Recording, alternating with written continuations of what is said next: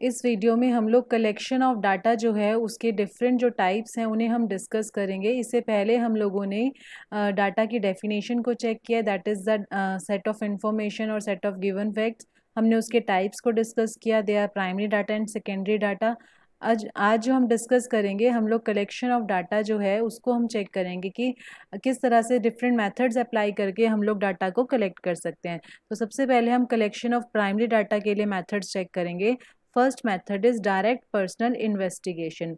Direct personal investigation, जैसे कि name से ही पता लग रहा है कि इन्वेस्टिगेटर अगर खुद जाकर इंफॉर्मेशन को कलेक्ट कर रहा है तो that is a direct personal investigation. This means that the investigator present himself personally before the informant. Informant कौन होता है? जो कि हमें इंफॉर्मेशन देता है। हम अगर किसी से कुछ इन्फॉर्मेशन ले रहे हैं तो दैट मीन्स वो पर्सन जो है वो इन्फॉर्मेंट है। तो इन्वेस्टिगेटर जो है वो खुद उसके पास जाता है पर्सनली और उससे जो भी क्वेश्चंस है वो पूछता है and obtains a first hand information.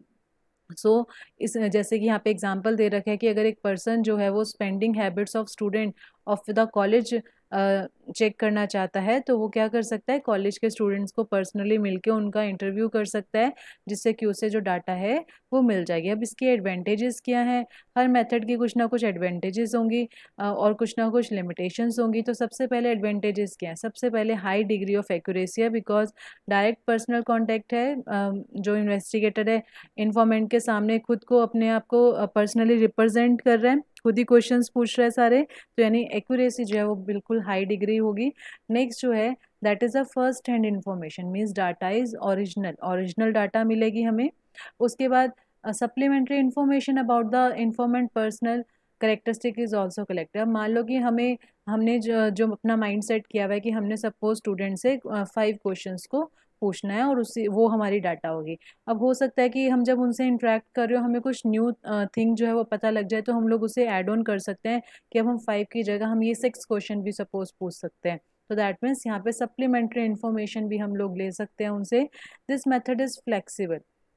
जैसा कि मैंने भी बोला कि investigator can bring certain changes to the question. जैसे मैंने भी बोला कि 5 क्वेश्चन, सपोज मैंने अपना माइंड सेट किया कि मैंने स्टूडेंट से 5 क्वेश्चन पूछने हैं और हो सकता है ड्यूरिंग द इंटरेक्शन इंटरव्यू जब मैं स्टूडेंट्स का ले रही हूँ तो हो सकता है कि मुझे ऐसा लगा कि एक और क्वेश्चन हम लोग ऐड कर सकते हैं। तो दिस मेथड इज फ्लेक्सिबल कि हम लोग और क्वेश्चन भी इसमें ऐड ऑन कर सकते हैं।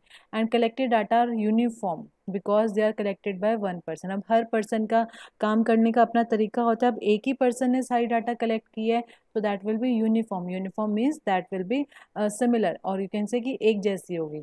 अब लिमिटेशंस पे आते हैं हम इसके। Obviously this method is not suitable for extensive inquiries where the scope of investigation is wide. अगर इन्वेस्टिगेशन का जो स्कोप है वो बहुत बड़ा है, जैसे अपने कॉलेज का सर्वे करना है तो कोई प्रॉब्लम नहीं है कि हम लोग फिर भी चलो कर सकते हैं। लेकिन अगर हम पूरे इंडिया के कॉलेजेस का सर्वे करना चाहते हैं तो ये मेथड जो है that is not possible, that is not suitable. Second जो पॉइंट है, it requires a long time, cost भी बहुत ज़्यादा होगा। In direct personal investigation the bias of the investigation can do a lot of damage as he is the sole charge of collection of data. अब bias का meaning क्या होता है? जैसे पार्शलिटी हो जाए। सपोज हम जो इन्वेस्टिगेटर है हो सकता है कि वो कॉमर्स स्ट्रीम का हो सकता है कि वो कोई कॉमर्स का टीचर हो जो इन्वेस्टिगेट कर रहा हो किसी भी डाटा के कॉरस्पॉन्डिंग। तो वो कॉमर्स के स्टूडेंट्स को थोड़ा ज़्यादा प्रेफर करेगा, साइंस के स्टूडेंट को हो सकता है कि वो थोड़ा कम प्रेफर करे। तो डायरेक्ट पर्सनल इन्वेस्टिगेशन जो मेथड है उसमें पार्शलिटी के थोड़े चांसेस रहते हैं। तो ये हमारे पास इसके लिमिटेशंस की हमने बात की। एंड अब सुटेबिलिटी, ये मेथड सुटेबल कब है? ये मेथड क्योंकि इसकी एडवांटेजेस भी हैं, ऐसा नहीं है कि सारी ही लिमिटेशन है, एडवांटेजेस भी हैं। तो सुटेबल कब है? जब area of inquiry is limited, जब एरिया जो है इंक्वायरी का वो छोटा हो। जैसे कि सिर्फ एक कॉलेज का सर्वे करना है तो ठीक है ये मेथड वर्क करेगा, लेकिन अगर हमें ऑल इंडिया की कॉलेजेस का सर्वे करना है तो फिर ये वर्क नहीं करेगा। एंड अगर और कहाँ सुटेबल है ये? जहाँ पर हमें प्योर डाटा चाहिए, ओरिजिनल डाटा चाहिए कि कोई बात नहीं टाइम जितना मर्जी लगे लेकिन हमें ओरिजिनल डाटा की रिक्वायरमेंट है, तो उस केस में भी हम ये मेथड लगा सकते हैं। सेकंड जो है that is the second method है, ये सारे प्राइमरी डाटा के मेथड चल रहे हैं। सेकंड जो मेथड है that is indirect oral investigation. इसमें क्या होता है? Data are collected through sources. Investigator approaches certain sources which are connected with the informant directly और इनडायरेक्टली। जैसा कि हम मान लो कि क्वेश्चंस की लिस्ट बना दी, और क्वेश्चन की लिस्ट जो है वो हम लोगों ने डिफरेंट पर्सन्स को दे दी, एंड उनके जो आंसर्स हैं उन्हें हमने क्या किया, रिकॉर्ड कर लिया। तो इस केस में हम इनडायरेक्ट ओरल इन्वेस्टिगेशन, क्योंकि जो क्वेश्चंस बनाए हैं वो इन्वेस्टिगेटर ने बनाए हैं, लेकिन वो खुद उनके पास ना जाके, इन्फॉर्मेंट के पास ना जाके उनको क्वेश्चन सप्लाई कर रहे हैं और उनके जो आंसर्स हैं उनको हम रिकॉर्ड कर रहे हैं। तो दिस मेथड एक्यूरेसी जो है वो डिपेंड करेगी type of person whose evidence are being recorded. अब पर्सनस पे डिपेंड कर जाएगा कि किस, कोई हो सकता है कि कोई पर्सन आंसर दे दे क्वेश्चंस का, हो सकता है कोई पर्सन जब वो आंसर ना दे, बिकॉज जो डायरेक्ट पर्सनल इन्वेस्टिगेशन थी उसमें ये था कि इन्फॉर्मेंट और इन्वेस्टिगेटर फेस टू फेस है, तो फिर भी थोड़ा सा होता है कि हाँ भाई अगर ये मतलब ये पर्सन आया है मेरे से क्वेश्चन पूछने के लिए तो मैं उसे आंसर कर दूँ। और यही अगर हम किसी को क्वेश्चंस मेल कर देते हैं या फिर हम लोग उसे सपोज हम बाय पोस्ट हम उसे सेंड कर देते हैं, तो उस केस में थोड़ा सा चांसेस कम रह जाते हैं कि वो क्वेश्चंस को प्रॉपरली आंसर करे। तो इसके हमारे पास क्या है, एडवांटेजेस हैं। वेरी यूजफुल है जब field of inquiry is wide, अगर बहुत बड़ा एरिया हमें कवर करना है तो ये मेथड यूजफुल है। कॉस्टली भी नहीं है। There is economy of time and labour. Obviously time तो लगेगा यहाँ पर भी, क्योंकि हम क्वेश्चंस को फ्रेम करेंगे, फिर हम उन्हें सेंड करेंगे, फिर जो उनके क्वेश्चंस के आंसर्स आएंगे उनको हमने रिकॉर्ड भी करना है, तो टाइम एंड लेबर तो इसमें है। In this method investigator collects the data conveniently. इसमें ये है कि डाटा जो है वो कन्वीनियंटली जो है वो कलेक्ट हो जाती है, मीन्स उसे ज़्यादा प्रॉब्लम नहीं होती, बिकॉज वो खुद हर इन्फॉर्मेंट के पास नहीं जा रहा, उसने जो लिस्ट ऑफ क्वेश्चंस है वो सर्कुलेटेड कर दी है डिफरेंट पर्सन्स को और उनके आंसर्स को रिकॉर्ड किया गया। नेक्स्ट जो थर्ड मेथड है that is information through local correspondent. Under this method the investigator appoints local agents और correspondent in different parts of area under investigation. अब इसके लिए मैं आपको एक एग्जांपल देती हूँ कि जैसे कि न्यूज़ चैनल्स होते हैं, अभी जो कोई भी न्यूज़ चैनल है उसको पूरे इंडिया की न्यूज़ को कवर करना है, तो ऐसा तो नहीं है कि एक ही रिपोर्टर पूरे इंडिया में जा रहा है। तो बेसिकली क्या किया हुआ है कि हर सिटी में, हर स्टेट में हर चैनल के अपने क्या हैं, रिपोर्टर्स हैं जो जाके पर्टिकुलर एरियाज़ को क्या करते हैं, कवर करते हैं। तो they are known as local correspondent. तो यहाँ पर हम लोग क्या करते हैं कि लोकल एजेंट्स को एम्प्लॉय कर देते हैं ताकि वो जाके क्वेश्चंस को पूछेंगे, वो जो भी डाटा को कलेक्ट करना है वो काम वो करेंगे। तो जैसे गवर्नमेंट जो है वो इस मेथड को अडॉप्ट करती है, सेमी गवर्नमेंट जो है, प्राइवेट इंस्टीट्यूशन है, तो ये इस मेथड को अडॉप्ट करते हैं। तो इसके लिए अगर हम बात करें, दिस मेथड इज़ चीप, ये इसकी एडवांटेज हो जाएगी। ऑब्वियसली हमें हर जगह नहीं ट्रैवल करना, हमने हर सिटी में रिपोर्टर्स, फॉर एग्जांपल जो मैं एग्जांपल अभी मैंने आपको दिया वो हम लोगों ने पहले से वहाँ पे एम्प्लॉय कर रखे हैं, तो वहाँ पे मेथड चीप है, ज़्यादा ट्रांसपोर्टेशन का कॉस्ट नहीं पड़ेगा। थोड़ा टाइम एंड लेबर तो है ही, वो इसमें भी रहेगा इस मेथड में भी, लेकिन और कहाँ पे यूज़ होगा, जहाँ पर एरिया ऑफ इंक्वायरी जो है वो वाइड है। अब इसकी डीमेरिट्स क्या है, डीमेरिट्स का मतलब है डिसएडवांटेजेस। डीमेरिट्स मीन्स कि जैसे यहाँ पर जो हम बात करें, data collected by this method are not reliable.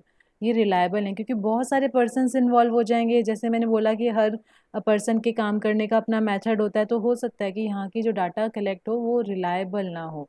This method is not adopted where a high degree of, again accuracy नहीं होगी, तो इसलिए जहाँ हमें एक्यूरेसी ज़्यादा चाहिए वहाँ पर हम ये मेथड अडॉप्ट नहीं कर सकते। दैट लाइक यूनिफॉर्मिटी, ये तीनों चीज़ें एक तरह से कहीं ना कहीं कंबाइन है, क्योंकि डिफरेंट कॉरेस्पॉन्डेंट इस डाटा को कलेक्ट करें तो जैसे मैंने बोला कि हर पर्सन का अपना वे है वर्क करने का, तो हर पर्सन की जो कलेक्टेड डाटा है उनमें वेरिएशन हो सकते हैं, मीन्स वो यूनिफॉर्म नहीं होगी, एक जैसी नहीं होगी।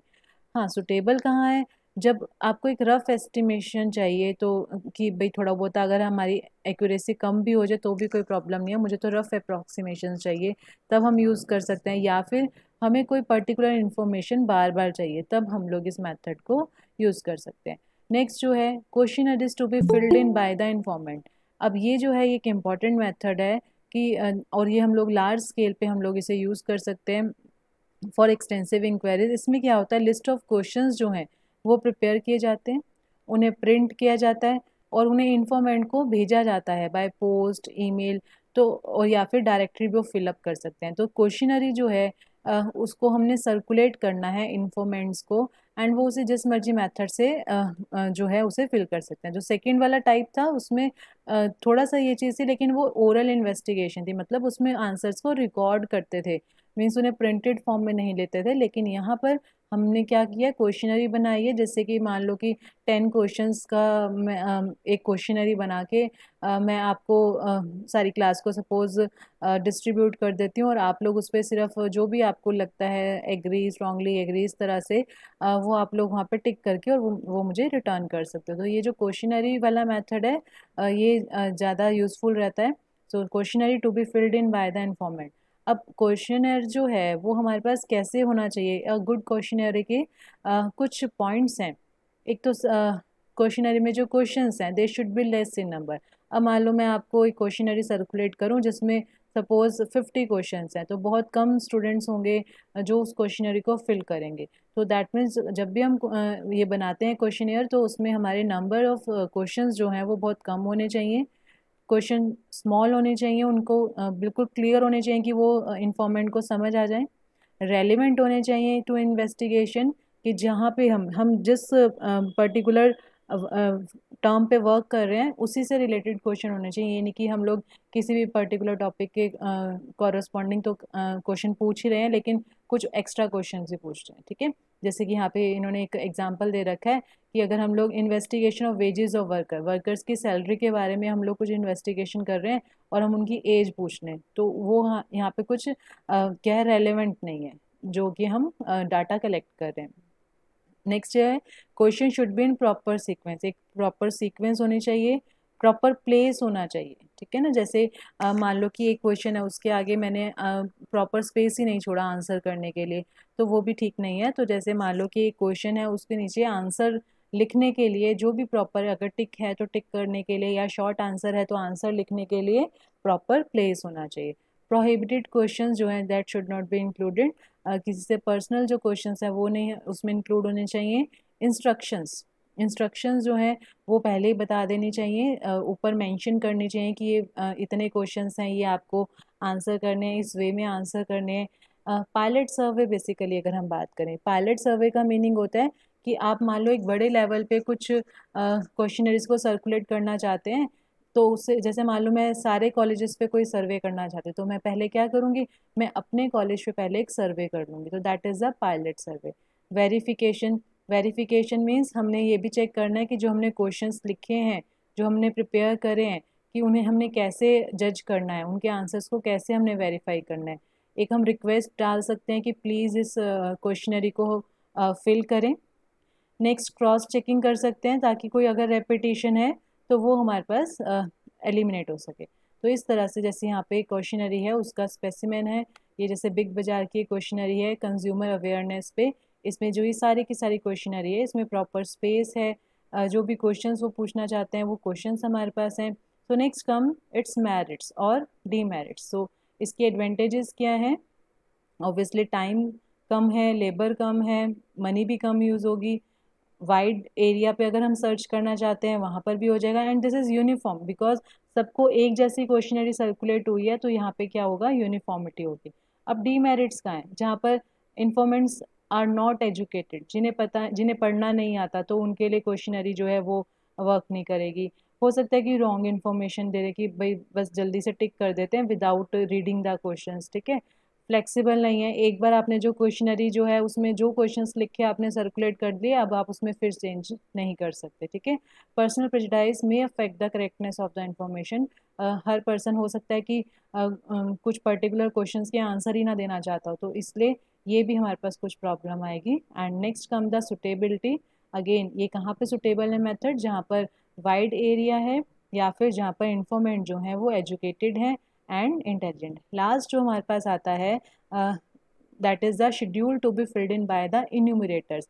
इसका मैं बेस्ट आपको एग्जांपल ये देती हूँ कि जब हमें पता है कि इंडिया में हर 10 ईयर्स के बाद सेंसस होती है, मीन्स डोर टू डोर जो भी जिनकी भी एम्प्लॉयज़ की ड्यूटीज़ लगाई जाती हैं वो आपके घर पे आके आपकी सारी इन्फॉर्मेशन लेते हैं, तो दैट इज़ द इन्यूमरेटर्स। तो schedule to be filled in by the enumerator, तो वो आपसे क्वेश्चंस पूछते जाते हैं और वो अपने पास जो क्वेश्चन जो लेके आए हुए होते हैं फॉर्म्स उसमें फिल करते रहते हैं, बाद में वो आपके साइंस करा लेते हैं, तो they are to be filled in by the enumerators. तो ये वाला जो मेथड है, अगेन ये सबसे ज़्यादा जो क्वेश्चनरी में प्रॉब्लम आ रही थी वो यही आई थी जो इससे पहले वाला मेथड मैंने डिस्कस किया, जिसमें कि अगर एजुकेटेड ही ना हो तो फिर हम क्या करेंगे, तो वो हमारे पास यहाँ पर ओवरकम हो जाएगा कि अगर आपको कुछ नहीं भी पता, मान लो कोई एजुकेट नहीं है, तो इन्यूमरेटर आया हुआ है, मीन्स जो भी आपका जो पर्सन आया हुआ है इन्फॉर्मेशन लेने के लिए, वो आपको बताएगा कि इसका मतलब ये है, आप इसका आंसर मुझे बताओ।